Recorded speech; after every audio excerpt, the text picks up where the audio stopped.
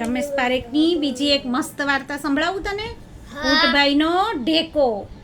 ઊંટભાઈનો ઢેકો એટલે બમ. ઊંટભાઈ તો લાંબી લાંબી ડાંફ ભરતા જાય. ડાંફ એટલે લાંબા લાંબા પગલે ચાલે. હફલક હફલક, હફરક લફરક, હફલક લફરક, હફલક લફરક. ના જુએ આમ કે ના જુએ તેમ, ના જુએ આગળ કે ના જુએ પાછળ, તો ચાલ્યા જાય. હફરક લફરક, હફરક લફરક. સામે મળ્યો ગલબો શિયાળ. ઊંટભાઈને આમ હાફળા ફાફડા દોડતા જોઈને એણે પૂછ્યું, કેમ ઊંટભાઈ આમ ઉતાવળે ક્યાં ચાલ્યા? ઊંટભાઈએ જવાબ દીધો, સાંભળો, હફલક રફરક જાઉં છું, વચ્ચે ના રોકાઉં છું, મારી પીઠે ઢેકો છે એથી હું મૂંઝાઉં છું, જંગલમાં હું જઈશ ઢેકો ફેંકી દઈશ. જંગલમાં હું જઈશ ઢેકો ફેંકી દઈશ.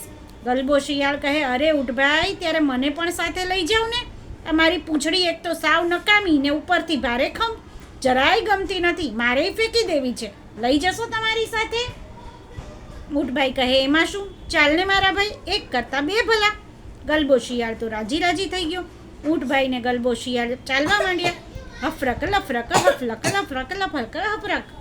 થોડું ચાલ્યા ત્યાં સામે મળ્યો મકનો હાથી. જુએ તો ઊંટભાઈ ને ગલબો શિયાળ ચાલ્યા જાય છે. હફરક લફરક, હફરક લફરક. મકના હાથીએ બૂમ પાડી, અરે ઓ ઊંટભાઈ, ઓ ગલબાભાઈ, આમ મારમ્માર ક્યાં ચાલ્યા? ઊંટભાઈ કહે, સાંભળો, હફરક લફરક જાઉં છું, વચ્ચે ના રોકાઉં છું, મારી પીઠે ઢેકો છે તેથી હું મૂંઝાઉં છું, જંગલમાં હું જઈશ ઢેકો ફેંકી દઈશ. પછી મકના હાથીએ ગલબાભાઈને પૂછ્યું, હે ગલબાભાઈ, તમે શા માટે જંગલમાં જાઓ છો? ત્યાં તો ગલબો કહે, હફરક લફરક જાઉં છું, વચ્ચે ના રોકાઉં છું, મારી પૂંછડી જાડી છે તેથી હું મૂંઝાઉં છું, જંગલમાં હું જઈશ પૂંછડી ફેંકી દઈશ. હાથી કહે, તો મારે તમારી સાથે આવવું છે. આ મારી લાંબી ને ભારે ભરખમ સૂંઢ મને જરાય ગમતી નથી, મારે ફેંકી દેવી છે, મને લઈ જશો? બેઉ જણ કહે, ચાલ ને ભાઈ, બે કરતાં ત્રણ ભલા. ત્રણેય ચાલવા માંડ્યા. હફરક લફરક, હફરક લફરક. રસ્તામાં વળી એક સિંહ મળ્યો. એણે ઊંટભાઈને પૂછ્યું, તમે ત્રણેય આમ મારમ્માર ક્યાં ઉપડ્યા?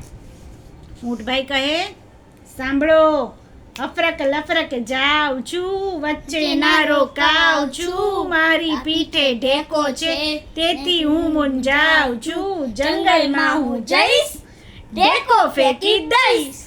સિંહે તો ગલબાભાઈને પૂછ્યું, ગલબાભાઈ, તમે કેમ જાઓ છો? ગલબાએ કહ્યું, હફરક લફરક જાઉં છું, વચ્ચે ના રોકાઉં છું, મારી પૂંછડી જાડી છે તેથી હું મૂંઝાઉં છું, જંગલમાં હું જઈશ પૂંછડી ફેંકી દઈશ.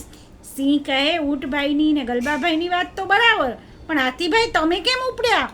હાથીભાઈ કહે, હફરક લફરક જાઉં છું, વચ્ચે ના રોકાઉં છું, મારી સૂંઢ લાંબી છે તેથી હું મૂંઝાઉં છું, જંગલમાં હું જઈશ સૂંઢ ફેંકી દઈશ. સિંહ કહે, અરે રે, આ મારી કેશવાળી જુઓ ને, એમાં તો જૂ ને લીક પડ્યા છે ને એવા ચટકા ભરે છે, એવી હેરાન થઈ ગયો છું. આખો દિવસ ને આખી રાત ખંજવાળ કરું તોય ખંજવાળ મટે નહીં, મને સાથે લઈ જાઓ ને, મારે આ કેશવાળી ફેંકી દેવી છે. ત્રણે કહે, એમાં શું, ચાલો ને ભાઈ, ત્રણ કરતાં ચાર ભલા. સિંહ તો રાજી થઈ સૌની સાથે ચાલવા માંડ્યો. હફરક લફરક, હફરક લફરક, હફરક લફરક. ચાલતા આવ્યા સૌ અઘોર જંગલમાં એક મોટો જબરો ખાડો. ઊંટભાઈ કહે, આડો રે આડો, આવ્યો મોટો ખાડો, ઢેકો રે ભાઈ ઢેકો, આ ખાડામાં ફેંકો. આડો રે આડો, આવ્યો મોટો ખાડો, ઢેકો રે ભાઈ ઢેકો, આ ખાડામાં ફેંકો. ગલબો શિયાળ કહે, અરર માડી, પૂંછડી મારી જાડી, એનો ખાડામાં કરી દઉં ઘા. મકનો હાથી કહે, અરે સાંભળો, બસ, સૂંઢ મોટી મસ્ત, એને કહું સડ, જા ખાડામાં પડ. કેશવાળીમાં જુ કડે છે બહુ, ખેંચી કાઢું પટ, ખાડે નાખું ઝટ. આમ બોલીને સૌ ખાડામાં ફેંકી કરવા જાય છે. ત્યાં જબાક કરતું અજવાળું થયું. ખાડામાંથી તો એક મસ્ત પરી બહાર આવી. પરીના માથા પર તો મુગટ હતો, એમાં તો હીરા મોતી જડેલા. ઝગમગ ઝગમગ થતા હતા ને અજવાળું ફેલાતું હતું. પરી કહે તમે બધા અહીં કેમ આવ્યા છો? ઊંટભાઈ કહે હું ઢેકો ફેંકવા આવ્યો છું. હાથી કહે હું સૂંઢ ફેંકવા આવ્યો. ગલબો કહે હું પૂંછડી ફેંકવા આવ્યો છું. સિંહ કહે હું તો કેશવાળી ફેંકવા આવ્યો છું. પરી તો હસી પડી. એમ વાત છે ત્યારે ભલે, પણ આ ખાડામાં કંઈ ફેંકશો નહીં, આમાં તો મારું ઘર છે. બધા મૂંઝાયા. હવે કરવું શું? પરી સમજી ગઈ. કહ્યું એમાં મૂંઝાઈ શું ગયા? તમે ફેંકાફેંકી કરવાને બદલે તમને ન ગમતી વસ્તુની અદલી બદલી કરી લો. ઊંટનો ઢેકો હાથી લઈ લે, હાથીની સૂંઢ શિયાળ લઈ લે, શિયાળની પૂંછડી સિંહ લઈ લે ને સિંહની કેશવાળી ઊંટ લઈ લે. બસ. બધા બોલ્યા વાહ, આ તો બહુ સરસ, અમને કબૂલ છે. પરીએ તો જાદુઈ લાકડી ફેરવી ને ફૂકમ મારી છૂ. પરીના જાદુથી તો ઊંટભાઈનો ઢેકો સર્ર કરતો ઉડ્યો અને ચોંટી ગયો હાથીની પીઠ પર. ગલબા શિયાળની પૂંછડી ઝુમ કરતી ઉડીને સિંહની પૂંછડીની પડખે ચોંટી ગઈ. સિંહને 2 પૂંછડી. સિંહની કેશવાળી બ્રર કરતી ઉડીને ઊંટભાઈના ગળે ચોંટી ગઈ. એ જોઈ બધા આનંદમાં આવીને ગાવા લાગ્યા. ઊંટભાઈએ ગાયું જાદુ થયો ભાઈ, જાદુ થયો, પીઠ ઉપરથી ઢેકો ગયો. ગલબો શિયાળ કે મજા થઈ ભાઈ, મજા થઈ, જાડી જાડી પૂંછડી ગઈ. મકના હાથીએ તો ભેસાસુરના અવાજે લલકાર્યું ટરર ટુમ ભાઈ, ટરર ટુમ, સૂંઢ થઈ ગઈ ગરર ગુમ. સિંહભાઈ પણ ગુરક્યા ગુ ગુ, હળવો ફૂલ હું હળવો ફૂલ, કેશવાળીના ડબલા ડુલ. ગાતા ને નાચતા સૌ ઘરે ગયા. થોડા દિવસ તો બધાને બહુ મજા પડી, પણ પછી થયું અરે રે, આ તો મજાના બદલે સજા થઈ ગઈ. શું થયું હતું? થયું એવું કે ઊંટભાઈને ગળે સિંહની કેશવાળી, તેમાં જૂનો પાર નહીં. જુઓ એવી કરડે કે ઊંટભાઈને રાત દિવસ ખજવાળ્યા જ કરે, પણ ખજવાળ મટે નહીં. એને થયું આના કરતાં તો ઢેકો સારો હતો. ગલબા શિયાળને હાથીની સૂંઢ ચોંટી ગઈ હતી. સૂંઢ એવી તો ભારે ખમ કે ગલબાથી ઉપડે નહીં, હલાય પણ નહીં ને ચલાય પણ નહીં. ચાલે તો માંડ માંડ તો સૂંઢ ઢસડાય ને છોલાય. કાંટા આવે તો સૂંઢમાં ભરાઈ જાય. ગલબાભાઈ થાકીને થઈ જાય. એને થયું આ સૂંઢ છે કે સાંભેલું, એના કરતાં તો મારી પૂંછડી હળવી ફૂલ હતી. હાથીભાઈને વારે વારે ખાવા જોઈએ, સૂંઢ વગર ખાય કેવી રીતે? સૂંઢ હોય તો ઝાડવાની ઊંચી ઊંચી ડાળીએથી પાંદડા તોડી ખવાય, સૂંઢથી ઘાસ તોડીને ખવાય, સૂંઢથી પાણી પણ પીવાય. સૂંઢ તો હતી નહીં, તેથી હાથીભાઈ ભૂખ્યા અને તરસ્યા. એને થયું આવા ઢેકાને શું ધોઈ પીવો? મારી સૂંઢ કેવી હાઈ ક્લાસ હતી. સિંહભાઈને એકને બદલે 2 પૂંછડી થઈ.